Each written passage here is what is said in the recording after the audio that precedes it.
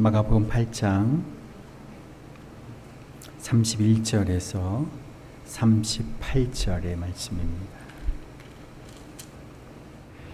그리고 예수께서는 인자가 반드시 많은 고난을 받고 장로들과 대제사장들과 율법학자들에게 배척을 받아 죽임을 당하고 나서 사흘 후에 살아나야 한다는 것을 그들에게 가르치기 시작하셨다.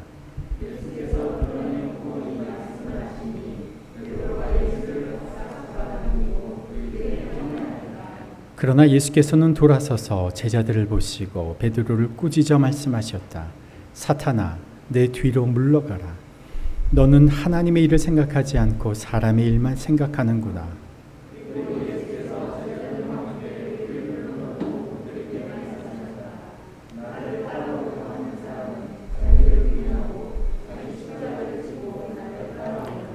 누구든지 제 목숨을 구하고자 하는 사람은 잃을 것이요 누구든지 나와 복음을 위하여 제 목숨을 잃는 사람은 구할 것이다.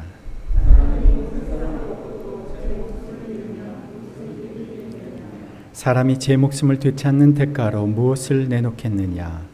음란하고 죄가 많은 이 세대에서 누구든지 나와 내 말을 부끄럽게 여기면 인자도 자기 아버지의 영광에 쌓여 거룩한 천사들을 거느리고 올 때에 그를 부끄럽게 여길 것이다. 아멘.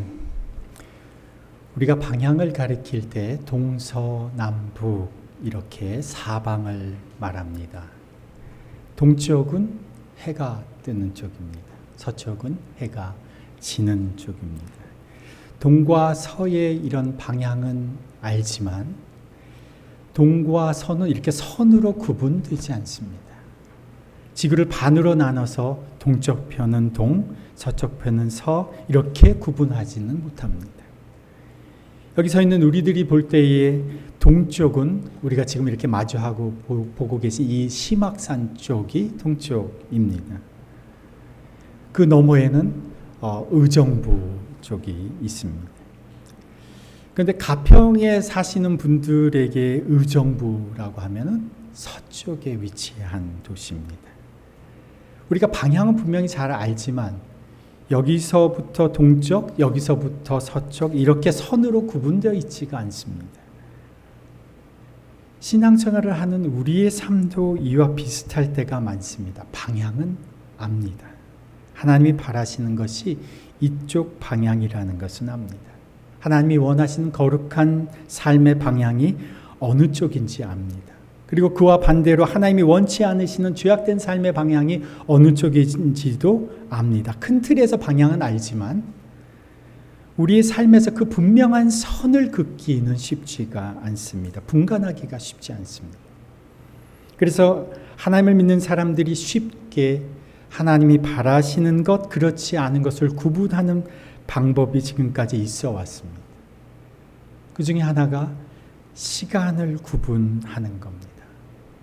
6일 동안 우리가 열심히 일하는데 7일째 되는 날에는 안식해라. 그래서 내가 안식하니 너희도 안식해라. 이 안식의 날이 신약에서는 우리가 이렇게 예배드리는 주일이 되었습니다. 나의 일을 멈추고 주님 안에서 쉼을 얻는 시간. 이 안식하는 이날, 이 시간 거룩한 시간입니다. 하나님 안에서 다시 회복되는 시간입니다. 우리의 지쳤던 마음, 또 우리의 지쳤던 우리의 영혼이 주님 안에서 쉼을 얻는 시간입니다. 그래서 이 시간은 거룩한 시간이니 거룩한 날이니 나의 이익을 위한 활동을 중단하고 하나님이 주시는 은혜를 누리고 주님의 거룩함에 동참하는 날이 주일입니다. 유대인들은 안식일을 지켰는데 이 안식일 뿐만이 아니라 유대인들은 하루에 3번씩 시간을 정해놓고 기도를 했습니다. 아침 9시 딱 정해지면 그 시간은 거룩한 시간, 잠깐 기도하는 시간. 난 12시 정오, 오후 3시 이렇게 시간을 정해놓고 그 시간에 하나님 앞에 기도했습니다. 하나님이 기뻐하시는 거룩한 삶을 구분짓기에 손쉬운 또 다른 방법은 이제 장소를 구분하는 겁니다. 이것은 구약에서 하나님께 예배하는 그 제사 드리는 회막, 그리고 다윗 때 그 토대를 놓고 솔로몬 때에 지어졌던 예루살렘 성전, 이곳이 하나님이 계시는, 하나님이 임재하신 거룩한 곳이었습니다. 이곳은 불결한 상태로서는 사람 들어갈 수가 없게 되어 있습니다. 그래서 사람들이 이 성전에 회막 가까이 갈 때마다 정결 예식을 거행했으며 자기 몸을 씻고 손발을 씻고, 그리고 죄를 지은 사람은 자신의 죄를 희생 제물의 피로 용서받고 나서야 하나님께 나아갈 수가 있었습니다. 그곳은 거룩한 곳이었기 때문에 그렇습니다. 구약에서 실수로 살인죄를 저지른 사람들이 피할 수 있는 곳이 있었는데 그곳은 도피성이었습니다. 이곳에 들어가면 6개의 이스라엘 전체에 요단강 동쪽에 3개, 서쪽에 3개, 6개가 있었는데 이곳은 은혜와 용서를 받을 수 있는 곳, 이렇게 은혜의 장소, 이렇게 정해져 있는 것이죠.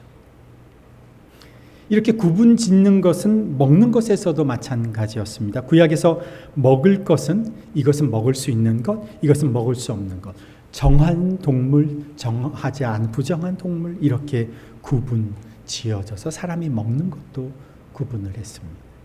그래서 구약의 사람들은 장소의 구분, 시간과 날의 구분, 그리고 음식의 구분 등을 통해서 하나님이 기뻐하시는 삶, 그리고 하나님 기뻐하시지 않는 삶을 이렇게 구분을 한 것입니다. 이런 구분을 통해서 쉽게 하나님이 기뻐하시는 삶을 선택할 수가 있었던 것입니다. 이 장소 구분, 시간과 날의 구분, 음식의 구분을 철저히 지키는 사람들이 유대인이었고, 유대인에게는 이것에 대한 자부심이 있었습니다. 나는 하나님이 원하시는 대로 율법을 지키면서 살아가는 사람들이다. 그런데 이렇게 하나님이 기뻐하시는 삶을 선택해서 살아가는 사람이라면 당연히 하나님께로부터 인정받고 칭찬받아야 할 터인데, 이렇게 열심히 하나님이 기뻐하시는 삶을 살려고 구분해서 그것을 선택하며 살면서도 오히려 하나님께 인정받지 못하고 책망받게 된다면 이 사람은 지키는 것은 열심히 지켰음에도 불구하고 하나님 앞에 책망받는다면 이 사람처럼 얼마나 불쌍한 사람이 어디 있겠습니까?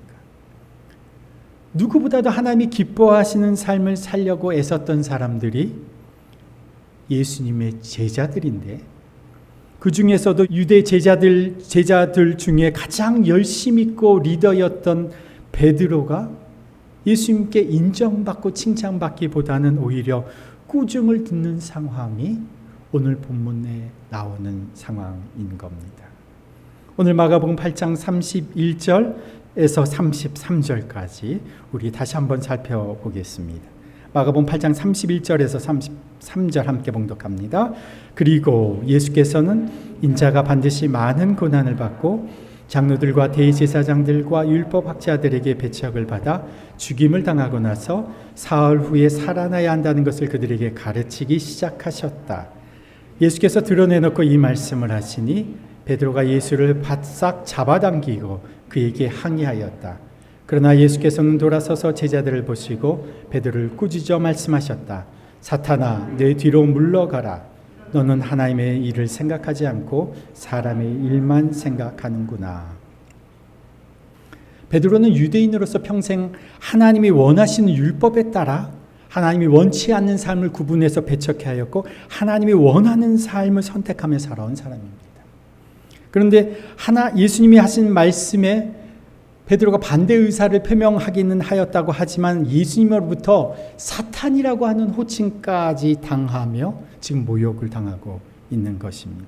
31절에서 예수님께서 공개적으로 죽을 것이라고 말씀을 하셨습니다. 이에 대한 베드로의 반응이 32절에 베드로가 예수를 바싹 잡아당기고 그에게 항의하였다. 저는 이제 이 장면을 연상하면서 베드로가 어떻게 바싹 잡아당겼을까? 멱살을 잡았다. 저는 이렇게 생각을 하고 있는데, 멱살을 잡았다는 표현은 아니지만 거의 유사한 표현이에요. 바싹 잡아당기고 그에게 항의하였다. 이 부분을 공동 번역은 이렇게 표현합니다. 베드로는 예수를 붙들고 그래서는 안 된다고 펄쩍 뛰었다. 지금 베드로가 이렇게 펄쩍 뛰는 데는 다 이유가 있습니다. 8장에 지금 우리가 8장의 본문인데요. 이 8장의 본문과 앞뒤로 가만히 보면 지금 예수님이 이 일을 이렇게 말씀하시기 전에 이런 일들이 있었습니다. 예수님께 사람들이 엄청 몰려들었습니다. 그 와중에 예수님께서 그 몰려든 사람이 배고파 지쳐있는 모습을 보시고 빵 7개를 취하시고 물고기 몇 마리로 4,000명을 먹이셨습니다. 또 베세다라고 하는 곳에서 눈먼 사람에게 예수님께서 손을 대셨는데 그 사람의 눈이 띄어졌습니다. 앞을 보게 되었습니다. 이런 기적들이 일어나기 시작하고 소문들이 드러나기 시작하니까 사람들이 몰려들면서 베드로는 이제 제대로 하나님이 원하시는 일이 펼쳐지겠구나 이런 생각을 하게 된 겁니다. 이전에 이런 일들이 있었던 적이 있었는가? 없었다는 것입니다. 베드로는 무리를 거르시는 예수님을 직접 자신의 눈으로 목격했습니다. 빵 몇 덩어리로 사람들을 나누어 줬는데 그것이 수천 명을 먹이는 기적을 자신이 직접 경험했습니다. 병든 자가 그 즉시 회복됐습니다. 귀신 들렸던 사람이 귀신이 쫓겨나가고 정신이 온전해졌습니다. 말 못하는 사람이 예수님이 에바다 말씀하시는 그 순간 말이 터져 나왔습니다. 이제 정말 하나님이 원하시는 때가 되었다. 베드로는 생각하는 것입니다. 이제 이스라엘이 그렇게 기다리던 참된 해방이 일어나는구나. 이제 이스라엘은 로마의 지배에서 벗어날 수 있게 되었구나. 이제 이스라엘은 제대로 된 지도자 예수님을 모시고 이제 새로운 세계로 들어가는구나. 그런데 지금 하나님이 기뻐하시는 이런 엄청난 일들이 이제 눈앞에 도래해 있는데 지금 예수님 공개적으로 다른 소리를 하시는 겁니다. 나는 이스라엘의 지도자들에게 배척받고 죽임을 당하게 될 것이다. 예수님이 공개적으로 자신이 죽을 것이라고 말하는 순간 그때 베드로는 예수님을 멱살을 붙잡고 펄쩍 뛰면서 강력하게 항의하는 것입니다. 오늘 본문에는 항의하다 이렇게 표현되어 있는 그 단어가 33절에도 그 똑같은 단어가 쓰여져 있는데 예수님이 베드로를 꾸짖어 말씀하셨다에서 꾸짖다가 똑같은 단어입니다. 베드로가 예수님을 꾸짖은 겁니다. 책망한 겁니다. 정신 차리십시오. 지금 어느 때인지 아십니까? 지금 이렇게 많은 무리가 기대에 차서 몰려드는 것을 지금 보지 못하십니까? 예루살렘 지도자들이 좀 반대하면 좀 어떻습니까? 조금 시간을 두고 다음을 모색하면서 다른 도시에서 말씀을 전하고 거기에서 모일 공간을 짓고 예배의 처소도 짓고 나면 사람들이 몰려드는 사람들로 인해서 이스라엘 지도자들은 우리를 무시하지 못할 겁니다. 무엇이 문제겠습니까? 기적이 일어나고 병이 고침받고 배고픔이 해결됐는데 저 이스라엘 지도자들이 어찌할 수가 있겠습니까? 엄청난 이 일들에 대해서 이 순간에 망치지 말고 신중하게 행동하십시오. 이렇게 베드로는 생각을 했던 것입니다. 이것에 대해서 예수님이 이렇게 진단하셨습니다. 하나님의 일을 생각하지 않고 사람의 일만 생각하는구나. 이성적으로 보면요. 이성적으로 생각해 보면 베드로의 생각과 베드로의 주장에는 얼마든지 합당한 이유가 있겠습니다마는 예수님이 이렇게 말씀하시는 겁니다. 너는 사람의 일만 생각하는구나. 나를 구분해서 시간을 구분해서 장소를 구분해서 손쉽게 하나님이 기뻐하신 일을 선택하며 살아온 베드로에게 그리고 누구보다도 앞장서서 열심히 일해온 베드로에게 예수님이 이렇게 말씀하시는 겁니다. 너는 사람의 일만 생각하지 않니? 그런데 그 사람의 말을 들어보면 일면 이해가 됩니다. 일이 잘 돼야 하나님의 이름도 높아질 것이고 내가 성공해야 하나님을 위해서도 무언가 기여할 수 있고 보여줄 만한 내세울 만한 무언가가 있어야 세상 속에서 내 이름이 나야 그래도 하나님의 이름이 높아지는 거 아니겠습니까? 나름대로 우리가 말하고 생각하는 것에는 일리가 있습니다. 그러나 예수님이 이렇게 진단하시는 겁니다. 너는 사람의 일만 생각하는구나. 그렇다면 하나님의 일과 사람의 일은 어떻게 구별될 수 있는가? 하나님의 일과 사람의 일은 어떻게 구분되어질 수 있는가?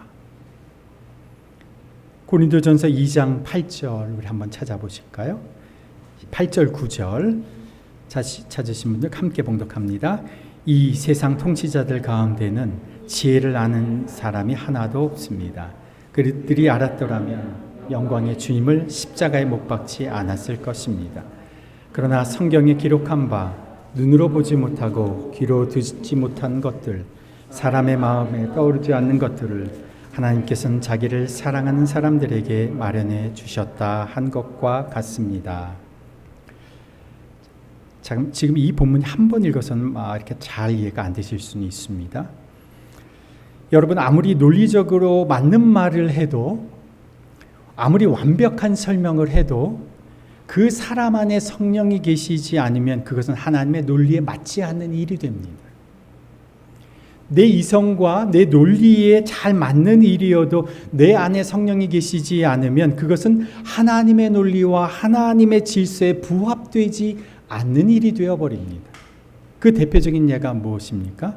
예수님의 십자가 처형입니다. 이스라엘 지도자들과 제사장들이 그들의 논리, 그들의 이성에 가장 부합하는 이 결정을 했는데 그것이 십자가 처형이었습니다. 그래서 8절에 이렇게 말하는 겁니다. 이 세상 통치자들 가운데는 이 지혜를 아는 사람이 하나도 없습니다. 그들이 알았더라면 영광의 주님을 십자가에 못 박지 않았을 것입니다. 그러면 누가 그 하나님의 논리와 계획을 이해할 수 있는가? 그 다음 9절 10절입니다. 시작. 그러나 성경에 기록한 바 눈으로 보지 못하고 귀로 듣지 못하는 것들, 사람의 마음에 떠오르지 않은 것들을 하나님께서는 자기를 사랑하는 사람들에게 마련해 주셨다 한 것과 같습니다. 하나님께서는 성령을 통하여 이런 일들을 우리에게 계시해 주셨습니다. 우리의 이성으로는 도저히 도달할 수 없는 그런 생각과 결정들을 하나님께서 하나님을 사랑하는 사람들에게 주십니다. 그것을 10절에서 설명하는 겁니다. 성령을 통하여 이런 일들을 우리에게 계시해 주셨습니다. 지금 이것을 누가 설명합니까? 바울이 설명하면서 바울이 이렇게 말하고 있는 자신에 대해서도 이렇게 말합니다. 13절에서 우리는 인간의 지혜로 이것을 말하고 있는 것이 아니라 성령이 가르치신 말로 하고 있습니다. 다시 말해서 영적인 진리, 신령한 것은 영적인 말로 설명하는 것입니다. 신령한 말로 설명하는 것입니다. 14절에도 그러나 자연에 속한 사람은 하나님의 영에 속한 일들을 받아들이지 아니합니다. 그런 사람에게는 이런 일들이 어리석은 일이며 그는 이런 일들을 이해할 수 없습니다. 이런 일들은 영적으로만 분별되기 때문입니다. 거듭나지 못한 자연인은 하나님이 성령에 주시는 것을 받아들이지 않습니다. 그런 것은 영적으로만 이해할 수 있는 것이기 때문에 그들에게는 어리석게 보일 뿐만 아니라 그들은 그것을 깨달을 수도 없습니다. 거듭나지 못한 자연인은 하나님의 성령이 주시는 것을 받아들일 수 없는 겁니다. 이것은 영적으로만 이해할 수 있기 때문에 그들에게는 어리석게, 일반 자연인에게는, 거듭나지 못한 자연인에게는 어리석게 보일 뿐만 아니라 깨달을 수도 없게 되는 겁니다. 가장 이성적인 결정이 종종 가장 우둔한 결정이 되는 이유가 무엇인지 아십니까? 거듭나지 못한 자연인에게는 영적인 것이 어리석게 보이기 때문에 그렇습니다. 이 영적인 것들은 성령을 통해서만 분별되기 때문에 그렇습니다. 하나님의 일은 성령을 통해서만 이해되기 때문에 그렇습니다. 그래서 내 이성으로는 늘 부딪힙니다. 내 이성의 한계, 내 경험의 한계, 내 능력의 한계, 내 지식의 한계, 내 인생의 한계에 늘 갇혀서 우리는 하나님이 내 그릇보다 조금만 더 크신 것을, 좋은 것을 계획해 주셔도 우리는 이해를 하지 못합니다. 내 그릇이 담기에 조금만 더 큰 은혜만 주셔도 그 은혜와 선물이 부담으로 느껴지는 게 대다수입니다. 에베소서 3장 20절에 하나님은 어떤 분이시냐? 하나님은 우리 가운데 일하시는 능력을 따라, 이것은 성령입니다. 성령의 인도하심을 따라, 성령의 능력을 따라 우리가 구하거나 생각하는 것 이상으로 더욱 넘치게 하시는 분이시다. 한번 따라해 보실까요? 하나님은 우리가 구하거나 생각하는 것 이상으로 더욱 넘치게 주시는 분이시다. 아멘. 하나님의 일은요, 하나님의 계획은, 하나님의 선물은 언제나 영적으로만 분별됩니다. 우리가 생각하고 기대하는 것 이상으로 우리에게 더욱 넘치게 주시는 그 하나님의 은혜와 사랑과 계획은 성령을 통해서만 분별되는 겁니다. 이 성령이 어디 계십니까? 이 성령이 예수님을 주로 고백하는 심령에 임해 계시는 겁니다. 이것을 설명하는 구절이 10절, 11절, 12절 함께 읽습니다. 시작. 하나님께서는 성령을 통하여 이런 일들을 우리에게 계시해 주셨습니다. 성령은 모든 것을 살피시니 곧 하나님의 깊은 경륜까지도 살피십니다. 사람 속에 있는 그 사람의 영이 아니고서야 누가 그 사람의 생각을 알 수 있겠습니까? 이와 같이 하나님의 영이 아니고서는 아무도 하나님의 생각을 깨닫지 못합니다. 우리는 세상의 영을 받은 것이 아니라 하나님에게서 오신 영을 받았습니다. 그것은 하나님께서 우리에게 은혜로 주신 선물들을 우리로 하여금 깨달아 알게 하시려는 것입니다. 사람의 생각을 그 사람의 영혼이 잘 알고 있듯이 하나님의 그 깊은 생각을, 하나님의 그 깊은 본문의 경륜을 성령께서 하시는 겁니다. 여기서 경륜이라고 하는 단어는 깊은이란 뜻도 있고 또 신비라고 하는 뜻도 있는데, 오늘 본문 맥락에서는 깊은 경륜이라고 하는 것은 하나님의 깊은 생각이라고 할 수가 있습니다. 하나님의 그 깊은 생각을 누가 하십니까? 성령이 하시는 겁니다. 그러니까 하나님의 그 깊은 오묘하신 계획과 생각을 하시는 성령께서 어디에 계신다고요? 우리 안에 계신다. 바로 우리 성령을 받았다고 하는 겁니다. 그러면 왜 이 성령을 주셨느냐? 12절에 하나님이 우리에게 주신 은혜의 선물을 깨달아 알도록 하시려고 주신 것입니다. 결국 성령을 통해서 우리는 우리의 이성으로는 도달하지 못하는 하나님의 그 깊은 생각을 깨닫습니다. 하나님이 거저 주시는 그 선물이 무엇인지를 성령을 통해서 우리는 알게 되는 것입니다. 우리에게 주신 이 성령을 모시고 살아가는 사람들을 16절은 이렇게 표현합니다. 우리는 그리스도의 마음을 가지고 있습니다. 한번 따라해 보실까요? 우리는 그리스도의 마음을 가지고 있습니다. 바로 우리 안에 계신 성령을 통해서 우리는 하나님의 깊은 경륜, 그리스도의 마음을 깨닫게 되는 겁니다. 하나님의 계획을 알게 되는 겁니다. 그리스도의 마음을 알게 되는 겁니다. 그 그리스도의 마음이 무엇이냐? 빌립보서 2장 5절에 여러분 안에 이 마음을 품으십시오. 곧 그리스도 예수의 마음이기도 합니다. 그는 하나님의 모습을 지니셨으나 하나님과 동등됨을 취할 것으로 당연하게 생각하지 않으시고 오히려 자기를 비워서 종의 모습을 취하시고 사람과 같이 되셨습니다. 그는 사람의 모양으로 나타나셔서 자기를 낮추시고 죽기까지 순종하셨으니 곧 십자가에 죽기까지 하셨습니다. 하나님의 깊은 경륜, 하나님의 계획에 따라 죽기까지 순종하신 예수님, 성령을 모시고 살아가는 자는 그 예수님의 마음을 가지고 살아가게 되는 겁니다. 우리 안에 이 예수 그리스도의 마음이 있으면 하나님의 논리를 받아들일 수 있습니다. 하나님의 생각을 받아들이게 됩니다. 하나님의 그 깊은 계획을 받아들이게 됩니다. 그리고 하나님의 선물을 깨달아 알 수 있게 되는 겁니다. 제가 지금까지 이렇게 지나오면서 이렇게 말씀하시는 분들을 참 많이 만났습니다. 하나님이 하실 일이 있고 내가 해야 할 일이 있다. 또 이렇게 하나님이 일하셔도 내가 해야 할 일이 있다. 또 이렇게도 말씀하시죠. 하나님이 도와주신다고 내가 해야 할 일을 하지 않아도 되는 건 아니다.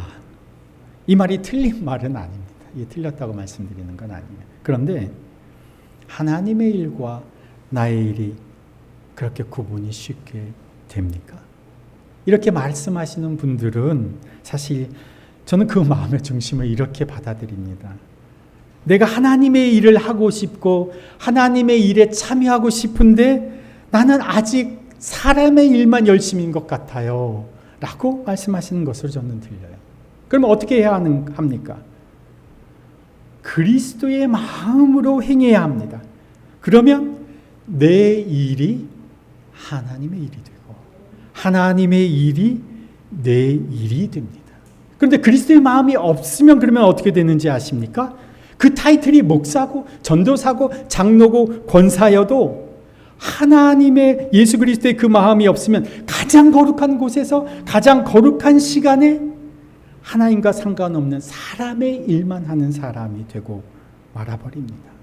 그런데 그리스도의 마음이 있으면 오늘 작은 사업을 경영하시는 사업주로 살아가시고, 혹은 직장인으로 평범하게 살아가시고, 학생으로 또 집에서 주부로 살아가시고, 눈에 띄지 않는 그런 평범한 일상을 살아갈지라도 그곳에서 그리스도의 마음이 있으면 하나님의 일을 하면서 살게 되는 겁니다.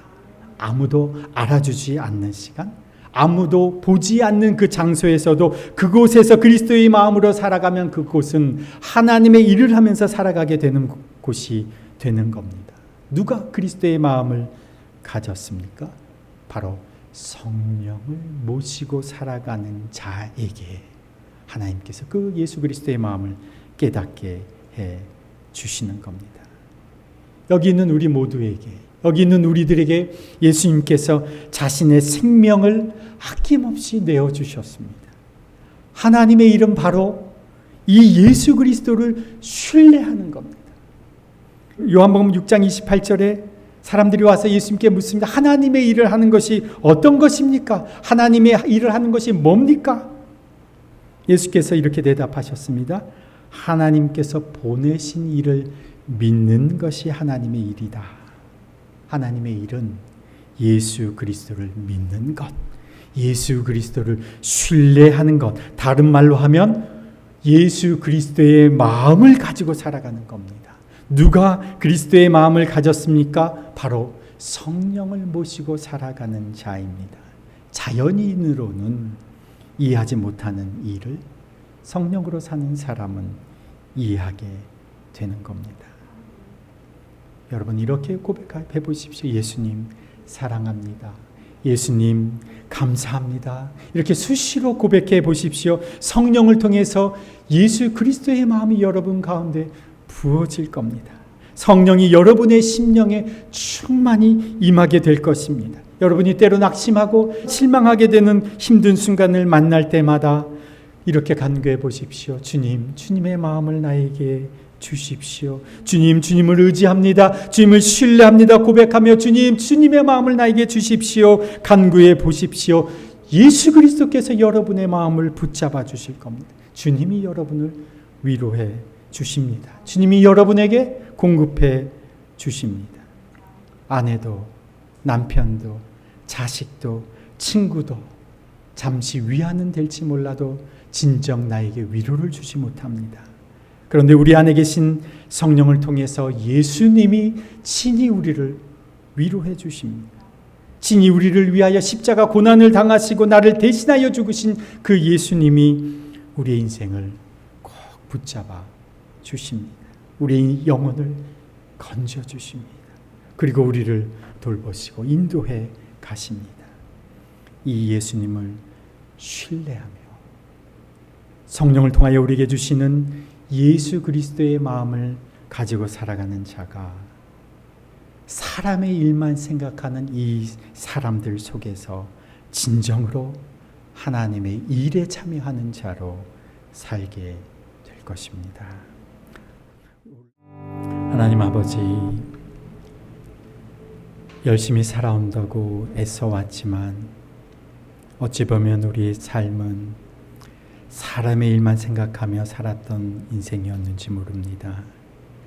자연인으로는 열심히 살았지만 주님의 깊은 경륜과 계획은 헤아리지 못하며 살아왔던 저희들의 모습입니다. 우리 안에 계신 성령께서 주님의 깊은 것까지 우리에게 알려주시니, 예수 그리스도의 그 마음을 우리에게 알려주시니 이제 저희들 성령의 사람으로 살아가게 하여 주옵소서. 예수 그리스도의 마음을 가진 자로 살아가게 하여 주옵소서.